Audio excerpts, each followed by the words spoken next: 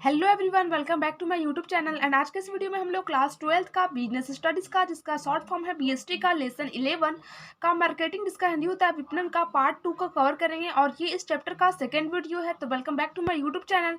And आज के इस वीडियो का जो मेन टॉपिक है जिस पर हम लोग डिस्कस करेंगे वो है विपणन का आधार, बेसिस ऑफ मार्केटिंग। विपणन का क्या क्या क्या आधार है जिसके बेसिस पर विपणन डिपेंड करता है पूरी तरह से, और विपणन को परफॉर्म किया जाता है, जिसके कौन कौन से फैक्टर है, कौन कौन से घटक है, उसके बाद हम लोग इस वीडियो के अंतर्गत डिस्कस करेंगे और समझेंगे। तो आप लोग इस वीडियो के एंड तक बने रहिए ताकि आप लोग का विपणन का जो आधार है वो अच्छी तरह समझ में आ सके और आप लोग एग्जाम में इजली इसको लिख कर आ सके। क्योंकि आप लोग इसका जब डिपेंड सिस्टम अर्थात इसका जब बेसिक समझ जाएंगे तो आप लोग इसका जो मीनिंग एंड डेफिनेशन है वो भी समझना ज़्यादा ईजी हो सकता है। तो मैं इसका जो प्रीवियस वाला वीडियो है जिसमें मैंने विपणन का अर्थात मार्केटिंग का meaning and definition full explain कर रखी हूँ। अगर आप लोग को इस वीडियो की रिक्वायरमेंट होगी तो आप लोग मेरे चैनल जाकर देख सकते हैं। मैं आप लोग से यही रिकमेंड करूँगी कि आप लोग पहले विपणन का आधार को समझने से पहले आप लोग इसका जो विपणन का जो बेसिक मीनिंग है, मैंने इसका प्रीवियस वाला वीडियो करा रखा है, तो आप लोग पहले आप लोग वो देख रहिए ताकि आप लोग को ये वाला वीडियो ज़्यादा फ्रूटफुल साबित हो सकेगा। तो चलिए स्टार्ट करते हैं आज के इस वीडियो को। तो विपणन का क्या आधार है वो हम लोग समझेंगे इस वीडियो के दौरान। तो विपणन का आधार, बेसिस ऑफ डिफरेंस, बाजार, ग्राहक व विक्रेता की विपणन में अहम भूमिका होती है। कहने का मतलब है बाजार, ग्राहक और विक्रेता, ये तीन जो फैक्टर है ना वो विपणन को पूरी पूरी रूप से मतलब इसको अच्छा रूप देने में महत्वपूर्ण भूमिका निभाती है और सही मायने में विपणन बनाती भी है यही तीनों। ठीक है, अतः विपणन का अध्ययन करने से पूर्व इन तीनों का अर्थ समझना नितांत आवश्यक। करने का मतलब है विपणन को समझने से पहले हम लोग को इन तीनों का वर्णन समझना बहुत ही इंपॉर्टेंट होता है ताकि आप लोग का जो विपणन का अर्थात मार्केटिंग का जो मीनिंग है वो अच्छी तरह समझ में आ सके। तो पहले हम लोग इस तीनों टॉपिक से रिलेटेड हर एक का मतलब मीनिंग समझेंगे, उसके बाद हम लोग को जो मार्केटिंग का जो वीडियो है वो समझ में आ जाएगा। तो फर्स्ट है बाजार, मार्केट। मार्केट क्या होता है?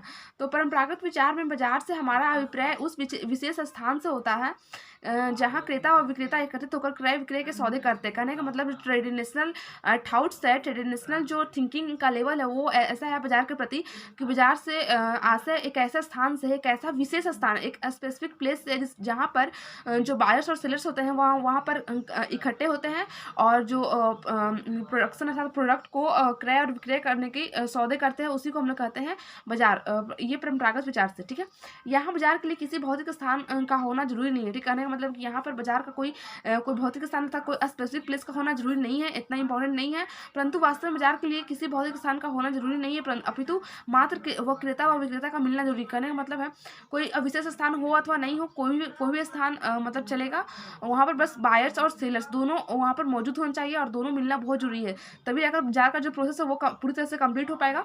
अतः जरूरी नहीं है कि वे किसी विशेष स्थान पर मिले, वे कहीं मिल सकते हैं, उनका आमने सामने मिलना भी जरूरी नहीं है। जैसे वे क्रय विक्रय का सौदा टेलीफोन, पत्र व इंटरनेट के माध्यम से भी कर सकते हैं। आजकल तो सारी मतलब ये क्रय विक्रय की जो प्रक्रिया है वो ऑनलाइन हो रही है, इंटरनेट के माध्यम से। आजकल घर बैठे ही मतलब ये सामान वगैरह आ जा रहे हैं। ठीक है, तो मतलब इसके माध्यम से भी हो सकती है, पत्र, टेलीफोन और इंटरनेट के माध्यम से भी हो सकती है क्रय विक्रय की प्रक्रिया।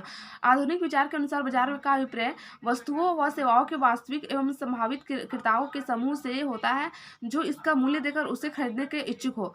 मतलब आज के जो मॉडर्न इसका थॉट है मार्केट को लेकर वो यह है कि बाजार से अभिप्राय जो वस्तुओं और सेवाओं के वास्तविक एवं संभावित क्रेताओं के समूह को से होता है, जो मतलब जितने भी ये वस्तु होते हैं उनको खरीदने के लिए जो इच्छुक कस्टमर होते हैं, जो क्रेता होते हैं उनको, और जो उनके बदले वो प्राइस को पे करने के लिए इच्छुक होते हैं, उनको ही हम लोग कहते हैं बाजार का भाग होता है। ठीक है, सेकेंड जो पॉइंट है वो है ग्राहक, कस्टमर। ग्राहक को बाजार का एक महत्वपूर्ण अंग माना जाता है। ठीक है, ग्राहक जो है वो बहुत ही इम्पोर्टेंट पार्ट है मार्केट का। इसके बिना हम लोग मतलब ग्राहक के बिना हम लोग मार्केट का कल्पना भी नहीं कर सकते, इमेजिन भी नहीं कर सकते हैं, इसके हम बाजार का कल्पना भी नहीं कर सकते हैं। वास्तव में ग्राहक से हमारा अभिप्राय उन व्यक्तियों अथवा संस्थाओं से होता है जो अपनी आवश्यकता को पूरा करने के लिए वस्तु को प्राप्त करना चाहते हैं। इनकी वास्तव में जो ग्राहक होता है, का मतलब होता है कि जो ऐसे व्यक्ति या संस्था जो अपनी ज़रूरतों, अपनी आवश्यकताओं को पूरी करने के लिए वस्तुओं को प्राप्त करना चाहते हैं, वस्तुओं को खरीदना चाहते हैं, उसी को हम लोग कहते हैं ग्राहक। और मतलब ये ग्राहक के नाम से जाने जाते हैं। वे अपनी आवश्यकताओं को पूर्ति के लिए विपणनकर्ता से संपर्क स्थापित करते हैं, अर्थात जो मार्केटिंग करता है उससे संपर्क स्थापित करते हैं, जो उन्हें उनकी इच्छित वस्तुओं अथवा सेवाएं उपलब्ध कराती है, जो उनके अनुसार, उनके अकॉर्डिंग, उनके पॉइंट ऑफ व्यू से मतलब अच्छी अच्छी सेवाएं और अच्छी अच्छी वस्तुएं उपलब्ध कराती है, ताकि वो उनको संतुष्टि प्राप्त हो सके ग्राहक को, और ज़्यादा से ज़्यादा वस्तुएं वे खरीद सके। थर्ड जो होता है विपणनकर्ता विक्रेता अर्थात मार्केटर सेलर। विपणनकर्ता का अभिप्राय उस व्यक्ति अथवा संस्था से है जो ग्राहकों की आवश्यकताओं को संतुष्ट करने के इरादे से उन्हें वस्तु सेवा को उपलब्ध कराता है। कहने का मतलब है विपणनकर्ता व सेलर वह होता है, वह व्यक्ति या संस्था होता है जो कस्टमर को उनकी आवश्यकता के अनुसार, उनकी इच्छा के अनुसार उनको संतुष्ट करने के उद्देश्य से वस्तु सेवाओं का निर्माण करते हैं, और उनकी ज़रूरत के अनुसार वस्तु सेवा उपलब्ध कराते हैं, और ताकि उनको संतुष्टि मिल सके, उनको उस वस्तु को उपयोग करने के पश्चात उनको सेटिस्फाइड मिल सके कि हाँ ये वस्तु बहुत अच्छा है और ये सेवा भी बहुत अच्छी है मेरे लिए। ठीक है, यहाँ यह कहना उचित होगा कि ग्राहक संतुष्टि खोजता है। कहने का मतलब जो ग्राहक होता है वह सेटिस्फाइड होता है कि हाँ मैं इस वस्तु या सेवा से कितना सेटिस्फाइड हूँ, जबकि विपणनकर्ता उसे संतुष्टि प्रदान करता है। जबकि जो विपणनकर्ता होता है, जो सेलर होता है, वह उसे संतुष्टि प्रदान करने का कार्य करता है। इसलिए कहते हैं कि ग्राहक संतुष्टि खोजने वाला होता है, और जबकि विपणनकर्ता संतुष्टि प्रदान करने वाला होता है। इसलिए हम कह सकते हैं कि जो ग्राहक है वह किसी वस्तु या सेवाओं को प्राप्त करने से पहले उसमें संतुष्टि खोजता है, और जो विपणन करता है वह संतुष्टि प्रदान करता है कस्टमर को, और अपने कस्टमर को आकर्षित करता है। उदाहरण के लिए हल्दीराम विपणन करता है। ठीक है, हल्दीराम एक एग्जांपल है विपणनकर्ता का। हल्दीराम ग्राहकों को भोजन की आवश्यकताओं को संतुष्ट करता है। तो आई होप आप लोग को ये वीडियो अच्छी लगी होगी। Thank you so much watching this video. मिलते हैं हम लोग नेक्स्ट वीडियो में, तब तक के लिए गुड बाय।